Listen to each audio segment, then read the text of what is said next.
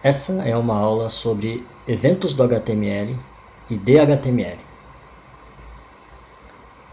Algumas considerações a respeito de JavaScript que eventualmente vocês podem fazer é que ele permite que nós implementemos rotinas de processamento no lado cliente de uma aplicação web.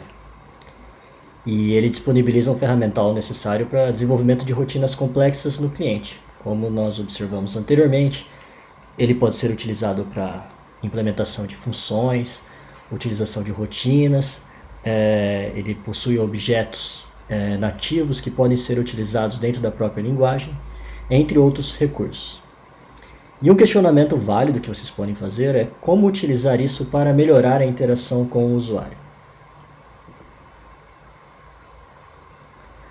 Algumas questões que vocês devem observar sobre o JavaScript, que o JavaScript ele é uma especificação de uma linguagem de programação de propósito genérico.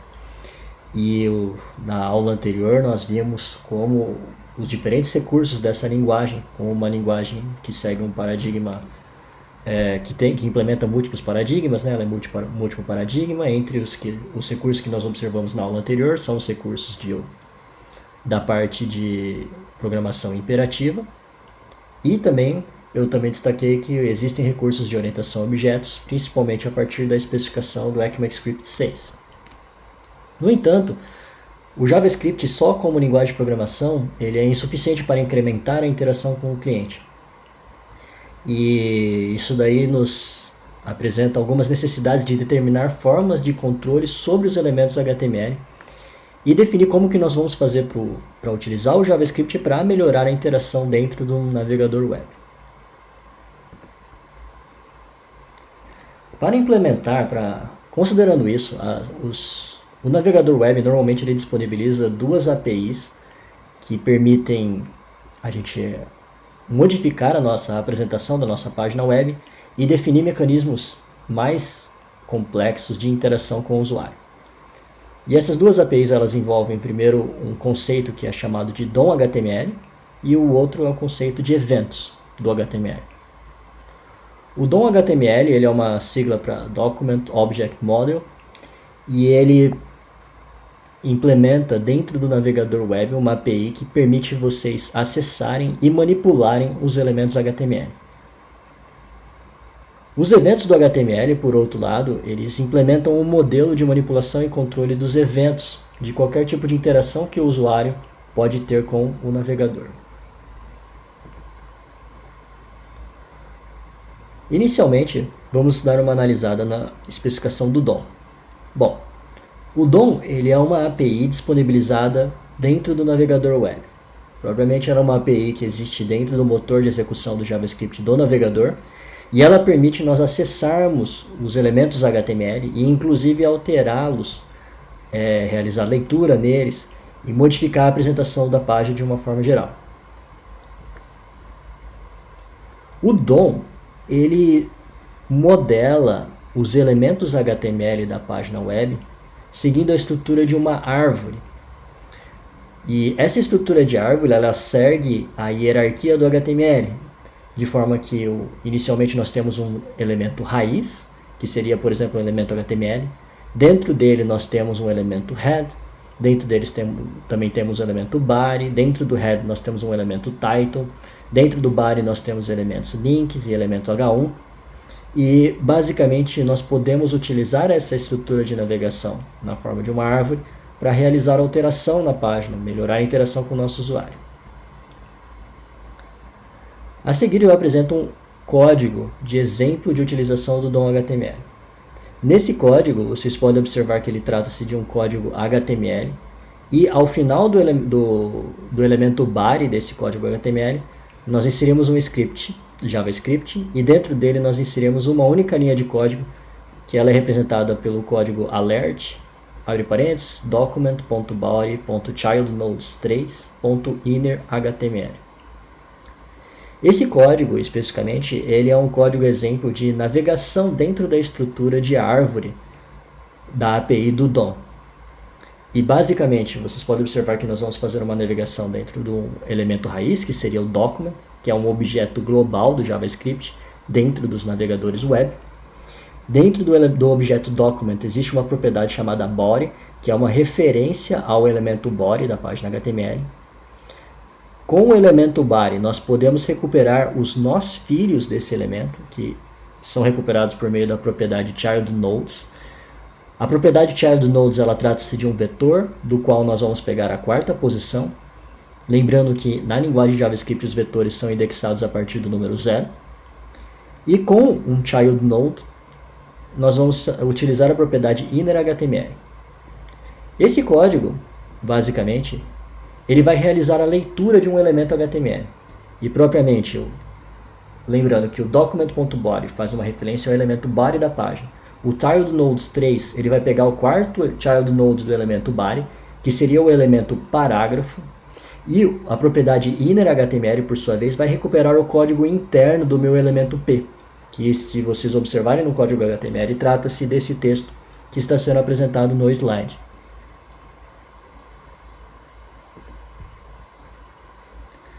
No exemplo anterior, nós utilizamos a estrutura do DOM, que é que ela representa esse esquema de navegação dentro dos elementos HTML, para realizar a leitura de um código HTML, de um elemento, na verdade, um conteúdo de um elemento. No entanto, nós também poderíamos utilizar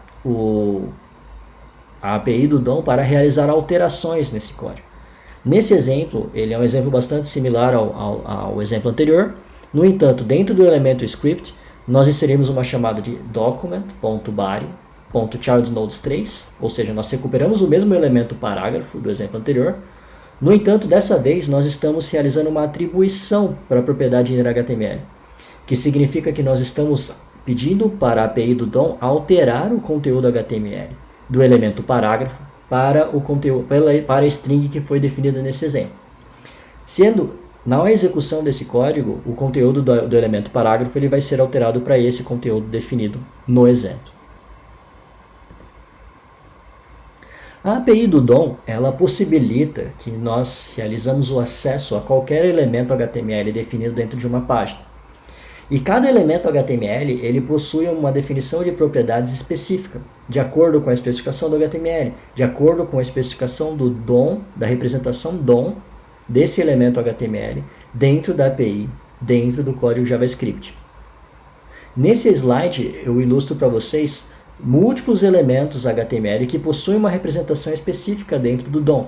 Como, por exemplo, nesse caso, eu tenho os links, eu tenho imagens, eu tenho âncoras, eu tenho formulários, botões, inputs, submits, entre outros.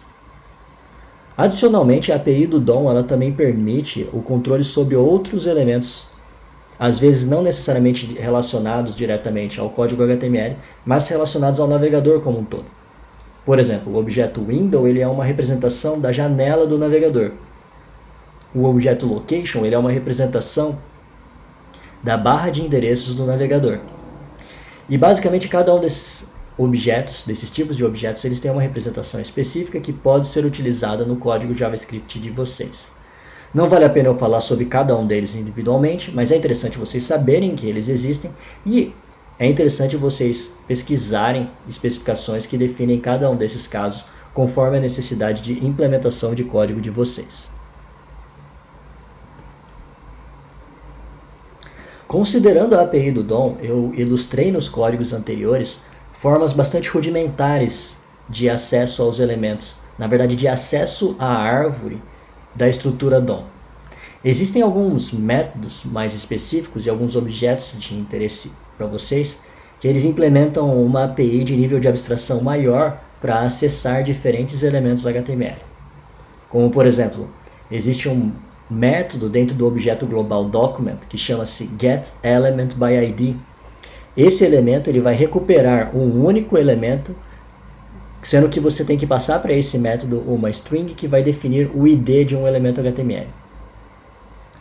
O método a seguir, que é o getElementsByTagName, ele vai recuperar uma lista de elementos por nomes de tag.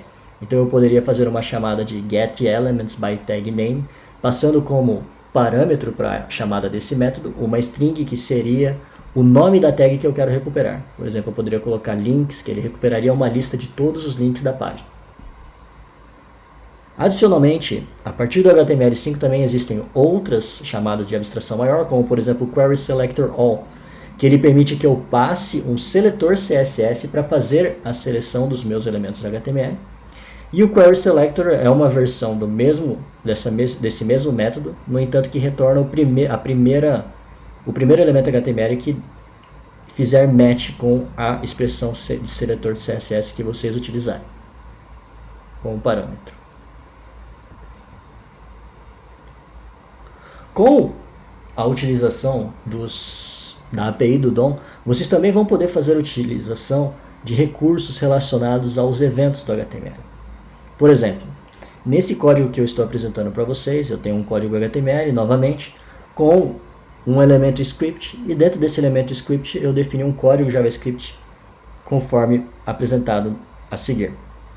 Nesse código, eu faço uma chamada para o método eu uso o objeto global document, chamo o método getElementsByTagName e passo como parâmetro A, que significa que eu vou tentar recuperar todos os elementos link da minha página.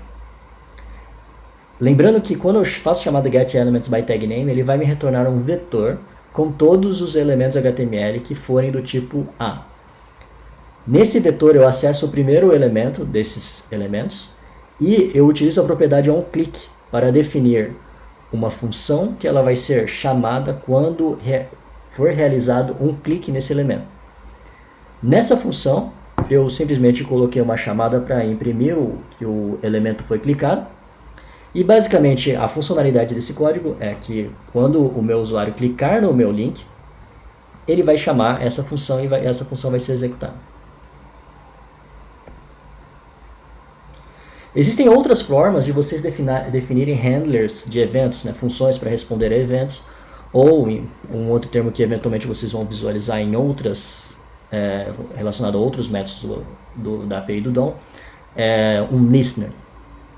Por exemplo, dentro do próprio código HTML, vocês também podem inserir uma propriedade onClick e passar dentro desse atributo uma string que vai representar um código JavaScript que vai ser executado quando esse link for clicado.